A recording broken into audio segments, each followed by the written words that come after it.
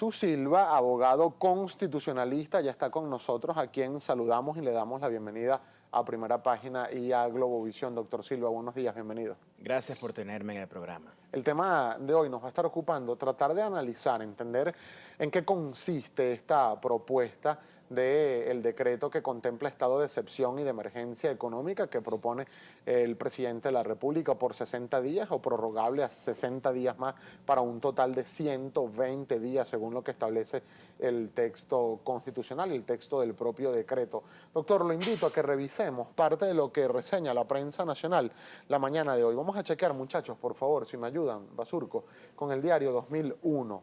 El diario 2001 dice que Maduro le otorga superpoderes a los CLAP y comunales. En el decreto de excepción les atribuye funciones de vigilancia y organización para garantizar la seguridad, soberanía y orden público conjuntamente con la Fuerza Armada Nacional y la Policía. Empezando por este primer punto, doctor Silva.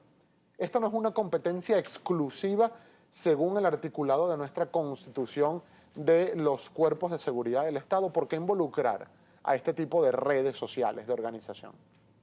Bueno, recordemos que el artículo 5 de la Carta Magna plantea que la democracia se ejerce de forma indirecta a través del voto y de forma directa mediante los mecanismos de organización popular.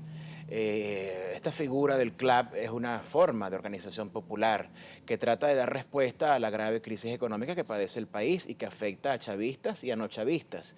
Por eso, en su carácter de ciudadanos, estas organizaciones de poder popular pueden y deben de alguna forma vincularse a la problemática económica, a la problemática de la seguridad alimentaria y en consecuencia, dentro de ese marco constitucional, actuar en función de restablecer el orden afectado. Claro, pero le pregunto, doctor, específicamente por cuando hablan en el decreto de funciones de vigilancia, organización y seguridad, soberanía y orden público. Esas son competencias que hasta ahora han sido de exclusiva competencia de los cuerpos de seguridad del Estado y en algunos casos de la Fuerza Armada Nacional. La participación del poder popular es amplia y diversa. Y en temas de la seguridad alimentaria, como artículo 305 de la Carta Magna, es importante la participación, la intervención, la supervisión, la vigilancia de los ciudadanos. Por esto, cada quien, en el marco de sus competencias, debe interceder, intervenir en estos asuntos. Yo creo que la emergencia económica está plenamente justificada y podrán darse decretos de emergencia económica hasta que cesen las causas de hecho que lo originan, que es la propia guerra económica o crisis económica, de acuerdo a los gustos de las denominaciones, el resultado es el mismo que padece Venezuela. Pero, por ejemplo, tienen los CLAP y los consejos comunales, doctor Silva, de acuerdo a su apreciación, el entrenamiento, el adiestramiento, la capacidad para, por ejemplo, crear zonas de vigilancia. ¿Vigilar qué? Para crear zonas de mantenimiento de orden público, ¿bajo qué figura? ¿Con qué tipo de implementos? ¿Se les van a otorgar armamento? O sea, ¿cuál es el alcance real? Porque es como bastante vago el alcance de lo que puede ser este articulado. Bueno, para la opinión pública del país hay que ser muy enfático. Del decreto no se desprende funciones de armamento a los ciudadanos y esto hay que decirlo con mucha enjundia para evitar cualquier mala interpretación. Lo que yo sí creo es que nadie conoce mejor la problemática alimentaria y de abastecimiento que el propio poder popular y las comunidades. Por eso la posible solución de este problema pasa por incluir al mayor número de ciudadanos en esta problemática. Hay un punto, el 9 específicamente del decreto, donde dicen que se pueden dictar medidas y ejecutar planes especiales de seguridad pública que garanticen el sostenimiento del orden público ante acciones desestabilizadoras que pretendan irrumpir en la vida interna del país o en las relaciones internacionales. ¿Qué alcance puede tener este párrafo? Bueno, está enmarcado en los artículos 337, 338, 339 de la Constitución que plantea los estados de excepción. Recordemos que existen tres modalidades de estado de excepción. Alarma, cuando hay catástrofes naturales, luego está la emergencia económica, cuando se ve afectado severamente la vida económica nacional, como es el caso de Venezuela. Creo que chavistas y antichavistas coinciden que estamos en una emergencia económica. Y también la modalidad de conmoción, cuando hay conflicto interno o externo que afecta a la nación. Por eso, Imaginemos que se trata de una modalidad de conmoción, una guerra, y se producen dos decretos, uno tras otro, con prórroga de esta modalidad de conmoción.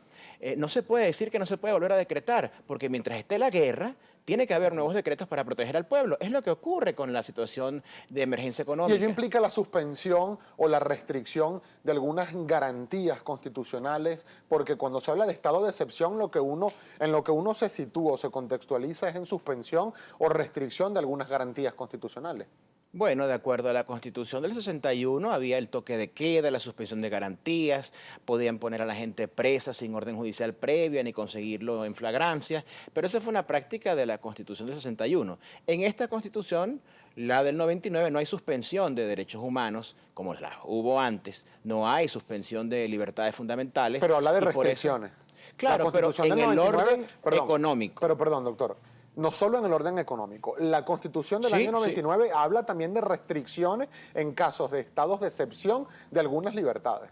Te repito, hay tres modalidades Ajá. de estado de excepción: alarma por catástrofes naturales, emergencia económica por situaciones de problemas agudos de la economía y de conmoción en casos de conflicto interno o externo. Guerra civil si es interno, guerra con otro país si es externo. Estamos en la modalidad, esto tiene que ser dicho con mucho énfasis, de emergencia económica, donde las restricciones a algunas libertades son en cuanto a la economía, ya sea directa o indirectamente. Por ejemplo, el asunto fronterizo con Colombia, que puede de alguna forma afectar la libertad de tránsito, por ejemplo, tiene una enorme significación en el contexto O sea que en económico. ningún contexto, doctor Silva, este estado de excepción o de emergencia económica que está decretando el presidente de la República, Nicolás Maduro, podría llevar, por ejemplo, a la suspensión de elecciones de gobernadores que deberían realizarse este año, a una posible activación del referendo revocatorio.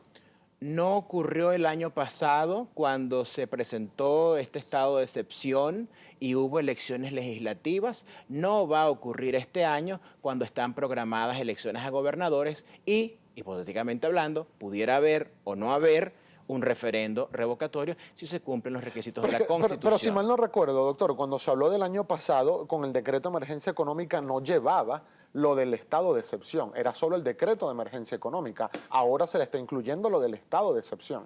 Es la Es una misma particularidad que está en este nuevo decreto. Es la misma figura jurídica contemplada en los artículos 337, 338 y 339, que tiene que ver con estado de excepción en la modalidad de emergencia económica. Es en esencia la misma institución constitucional. ¿Usted diría, doctor, entonces que este es un decreto de estado de excepción y de emergencia económica que está completamente ajustado a la Constitución Nacional y a las necesidades actuales del país?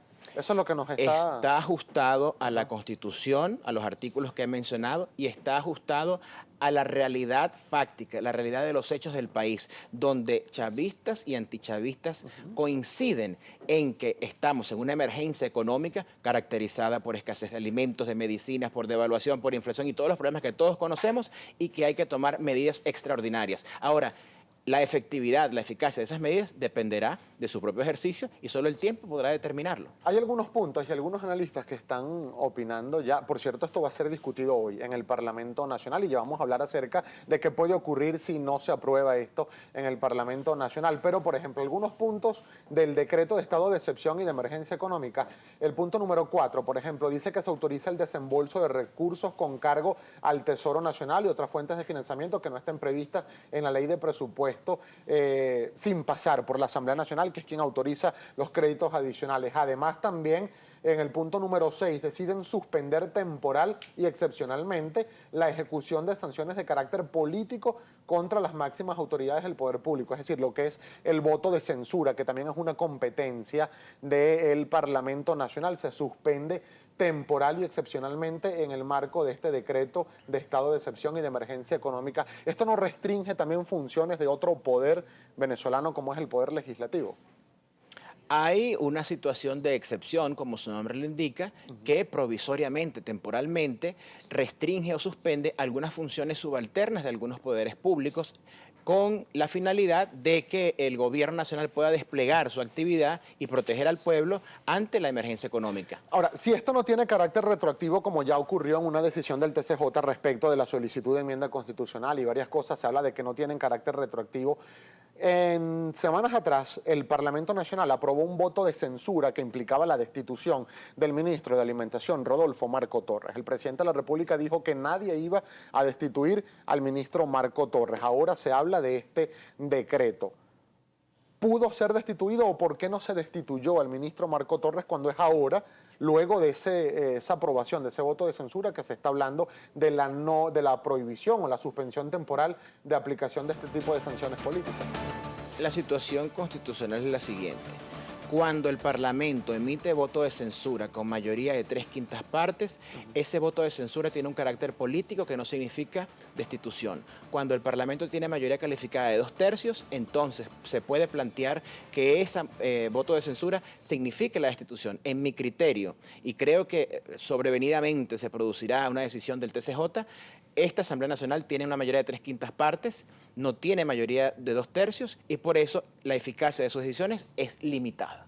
Nosotros vamos a hacer una breve pausa, doctor Silva, pero para el regreso también me gustaría que analizáramos el contexto económico. Se habla de posible toma de empresas y entregarlas a consejos comunales, a grupos organizados del Poder Popular, o como ha dicho el presidente de la República, empresa parada, empresa tomada, amparándose además en este decreto de emergencia económica y estado de excepción. ¿Y qué puede pasar, por ejemplo, si el Parlamento Nacional decide no aprobar este decreto de estado de excepción y de emergencia económica? Nos los comenta al regreso de esta breve pausa. Ya venimos.